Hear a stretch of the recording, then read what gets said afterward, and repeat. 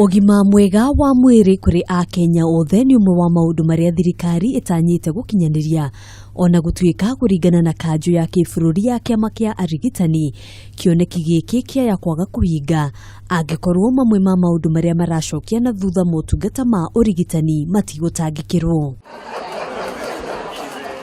Kuringana na kanjo ino ni maranyita mbaru mutaratara wa thirikari wa gukinyiria a Kenya motungata ma urigitani niguo UHC no ningi thirikari ni gufatara kuongerera aruti a wira rondu umwe na kigina kiria kigayagirwo ruhonge rwa urigitani angikorwo mubango uyu ni uguciara matunda o mothe. We are fully supportive of that. Our members are the providers in there, but that is a process that has to be facilitated and ensuring that government is public facilities where each and every mwananchi should be able to walk in and get good quality care. So we are not talking about quantity of care, we are also talking about quality of care.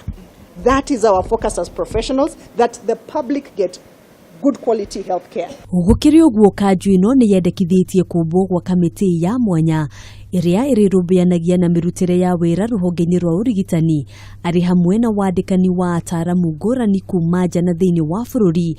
Kanjo ino ikioneka kwaga kuiganira na uria marigitari kuma bururi wa Cuba maheirwo mieke ya mawira guku bururi-ini. We are dissatisfied with the processes by which the government and the medical board engage, license and register foreign practitioners.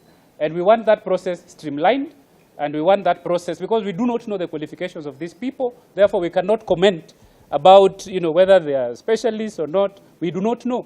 And we want a process that is transparent so that we know that if Tuoli comes from Cuba and is hired in Kenyatta, he is what he says he is.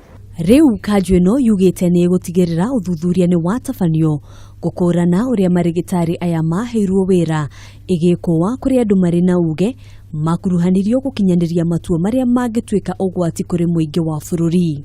The association notes with regret the recent trend in which unqualified persons are influencing legislation in order to classify themselves as professionals when in fact they are mid-level healthcare practitioners with important roles in the sector.